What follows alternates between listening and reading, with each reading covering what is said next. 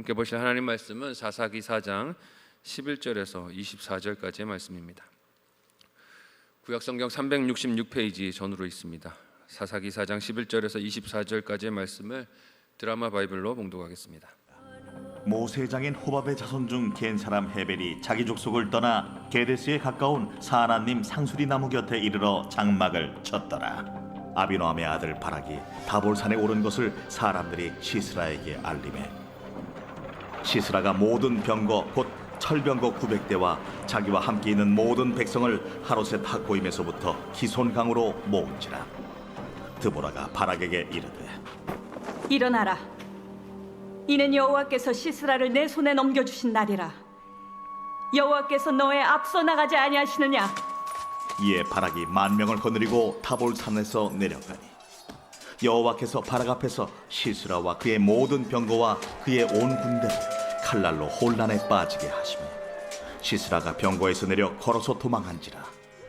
바락이 그의 병거들과 군대를 추격하여 하롯셋 학고임에 이르니 시스라의 온 군대가 다 칼에 엎드러졌고 한 사람도 남은 자가 없었더라.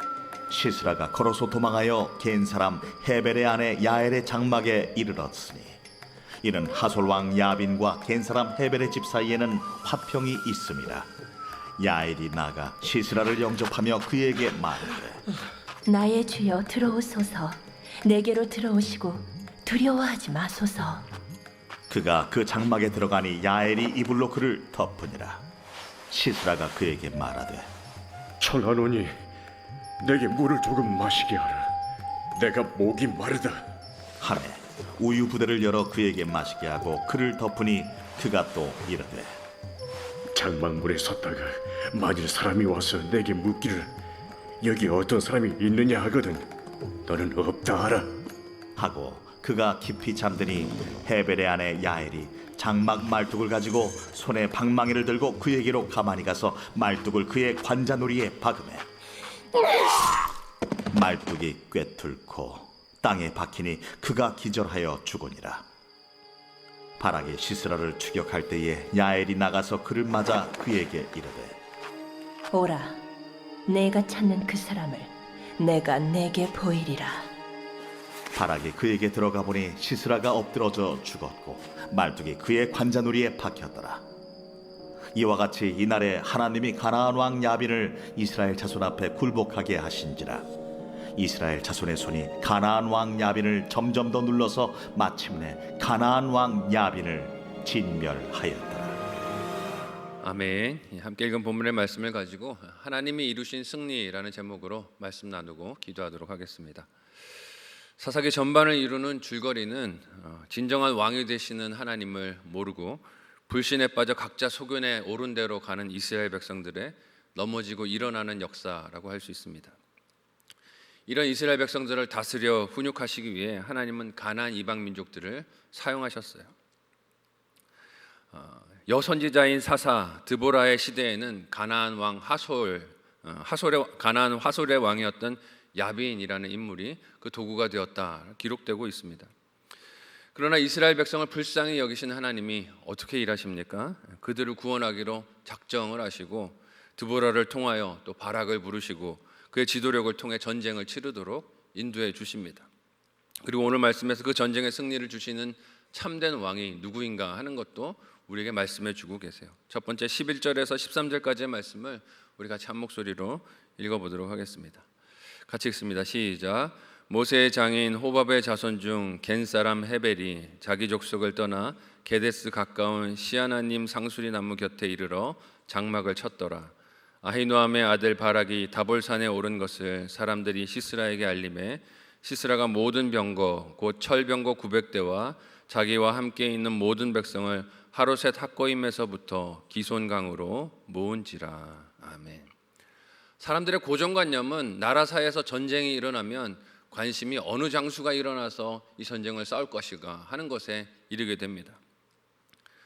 어떤 유능한 장수들이 맞붙어서 전쟁에서 승패가 날까 하는 것에 관심을 가지고 상상하지 않겠습니까? 근데 함께 읽은 본문 11절은 갑자기 겐 사람 헤벨이라는 사람의 이야기가 등장합니다. 그래서 그 상상과 기대가 허물어질 것을 미리 암시하고 있어요. 하나님께서 예고하신 결과가 사람의 상상이나 기대와 다른 방법으로 나타나게 될 것을 암시하고 보여주고 있는 것입니다. 바락은 드보라에게 받은 지시대로 다볼산에 올라갔고 야빈 왕은 군대 장관인 시스라를 보내서 그가 자랑하는 철병거를 가지고 전쟁을 치르도록 합니다. 무기의 힘에서 당장 전력의 차이가 나니 자신들이 패전할 가능성은 없다라고 여기지 않았을까요? 오늘 말씀에서 이 상황이 어떻게 전개되고 있습니까? 함께 14절에서 16절 말씀을 우리 같이 한 목소리로 읽어보겠습니다. 함께 읽습니다. 시작. 드보라가 바락에게 이르되 일어나라. 이는 여호와께서 시스라를 내 손에 넘겨주신 날이라. 여호와께서 너의 앞에 나가지 아니하시느냐 하는지라. 이에 바락이 10,000명을 거느리고 다볼산에서 내려가니 여호와께서 바락 앞에서 시스라와 그의 모든 병거와 그의 온 군대를 칼날로 혼란에 빠지게 하시며 시스라가 병거에서 내려 걸어서 도망한지라. 바락이 그의 병거들과 군대를 추격하여 하로셋 학고임에 이르니 시스라의 온 군대가 다 칼에 엎드려졌고 한 사람도 남은 자가 없었더라. 아멘. 드보라는 이스라엘 군대를 이끌고 있는 바락에게 일어나라라고 명령을 합니다.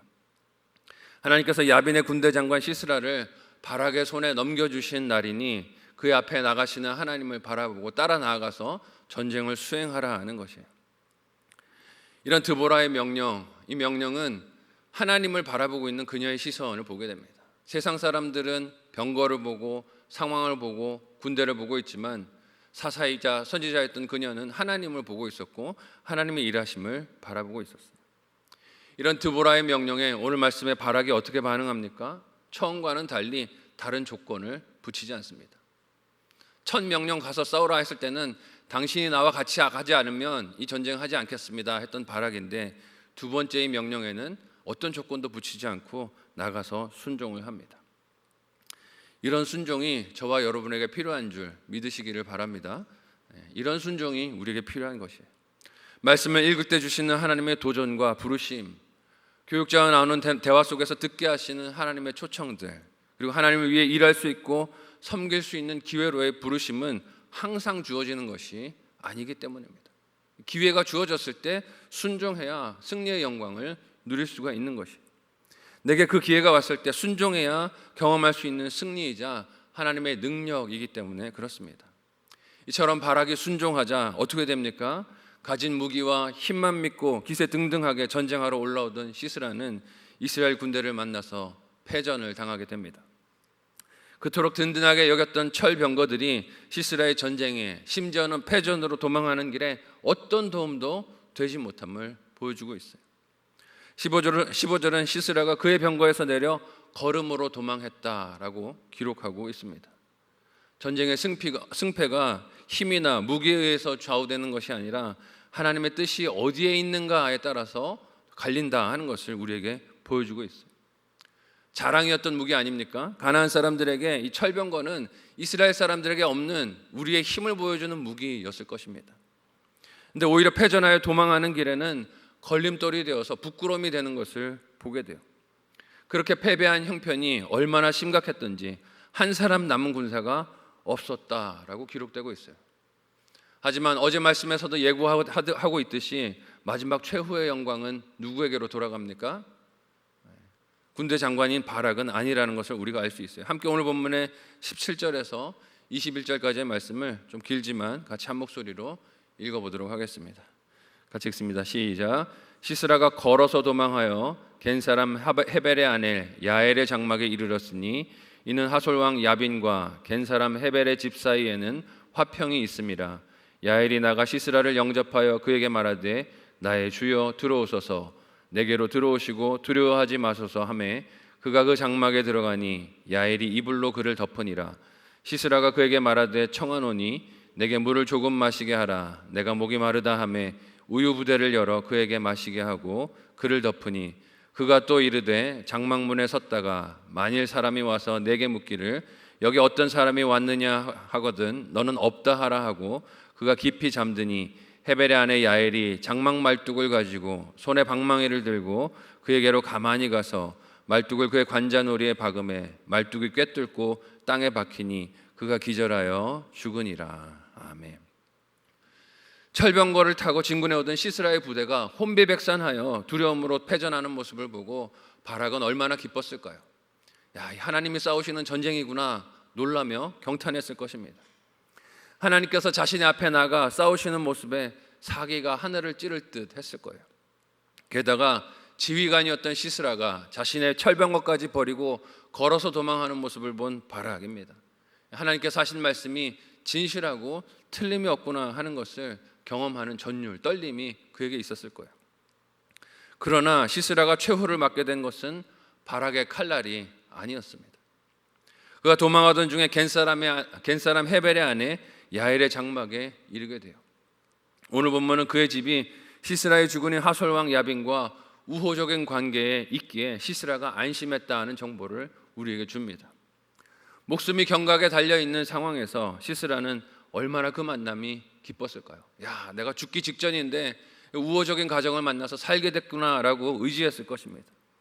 그러나 시스라는 그가 믿었던 철병거에도 그리고 도망하다 만난 야엘에게도 구원을 받지 못합니다. 인간적인 기대를 가지고 살 길을 기대할 수 없다는 것이에요. 의지할 대상이 되지 못하기 때문입니다. 오히려 보호해주겠다 했던 야엘이 어떻게 합니까? 시스라가 그녀를 믿고 장막에 들어가서 잠에 빠지니 믿었던 그녀가 장막 말뚝을 가지고 와서 그의 관자놀이에 박아 시스라가 죽임을 당합니다. 비참하죠. 적장의 손에 죽는 것도 아니고 여인의 손에 잠들어 있다가 죽게 됩니다. 이는 하나님의 이끄심이지만 바락이 드보라의 말에 곧장 순종하지 않고 조건을 걸었던 불순종의 결과이기도 합니다. 그래서 시스라를 거의 잡았다 생각했던 바락이 오늘 말씀에서 어떤 장면 앞에 서게 됩니까? 함께 마지막 22절에서 24절을 한 목소리로 읽어보도록 하겠습니다. 같이 읽습니다. 시작. 바락이 시스라를 추격할 때 야엘이 나가서 그를 맞아 그에게 이르되 오라 내가 찾는 그 사람을 내가 내게 보이리라 하매 바락이 그에게 들어가 보니 시스라가 엎드려져 죽었고 말뚝이 그의 관자놀이에 박혔더라. 이와 같이 이날에 하나님이 가나안 왕 야빈을 이스라엘 자손 앞에 굴복하게 하신지라 이스라엘 자손의 손이 가나안 왕 야빈을 점점 더 눌러서 마침내 가나안 왕 야빈을 진멸하였더라. 아멘. 시스라를 추격하던 바락은 자신을 맞이하는 야엘을 만나게 됩니다. 그녀가 바락에게 내가 찾는 그 사람을 보이리라 말했을 때 바락은 자신이 죽일 수 있겠구나를 기대했을지도 모르겠어요. 그 자신이 시스라를 죽이고 전쟁을 마무리할 영광을 상상했을지도 모르겠습니다. 하지만 그의 눈에 나타난 시스라의 모습은 어떻습니까? 이미 야엘에 의해 죽임을 당한 시체가 되어 있었어요. 이제까지 온갖 수고를 하면서 시스라를 추격했는데 그 마지막 순간이 얼마나 허무했겠습니까? 그러나 이 장면을 보며 바락은 자신이 드보라의 명령에 즉각적으로 순종하지 않았다 하는 것을 기억하지 않았을까요? 그리고 그 했던 말을 후회했을 것입니다. 만일 들은 말씀 그대로 그 즉시로 순종을 했다면 시스라를 죽이고 나라의 평화를 오게 한 인물로 자신이 칭찬과 높임을 받지 않았겠습니까? 이처럼 하나님의 말씀과 순종의 기회는 다시 오지 않습니다. 나에게 주어졌을 때 순종하지 않으면 그 기회는 지나가고 없는 것이에요. 그래서 그 기회를 지혜로운 마음으로 순종으로 잡아야 하는 것입니다. 비록 바락의 아쉬운 선택이었지만 하나님은 그럼에도 불구하고 하나님의 뜻을 택하신 청지기를 통하여 이루어 가심을 우리에게 보여주십니다. 이유가 무엇이겠습니까? 진정한 왕은 사람이 아니라 하나님이라는 것을 보여주셔야 하시기 때문이에요. 믿지 못하던 이스라엘 백성들에게 그 하나님을 보고 하나님의 도우심으로 일어나라고, 다른 것을 의지하고 따를 것이 아니라 하나님을 의지하고 부르짖고 하나님의 도우심으로 그들이 주신 삶을 살아내라고 이렇게 말씀해 주고 계신 것입니다. 동일하신 하나님께서 오늘 우리의 삶에서도 일하고 계시는 줄로 믿습니다. 날마다 우리에게 하나님을 섬길 수 있는 기회, 하나님 기뻐하시는 일들을 선택할 수 있는 기회들을 우리 눈앞에 펼쳐주고 계세요. 무엇을 선택하시겠습니까? 내 힘과 상황, 문제들을 보는 눈이 아니라 하나님의 힘과 능력을 보는 눈으로 믿고 승리하시는 저와 여러분 모두가 되시기를 예수님의 이름으로 간절히 소원하고 축복합니다. 아멘.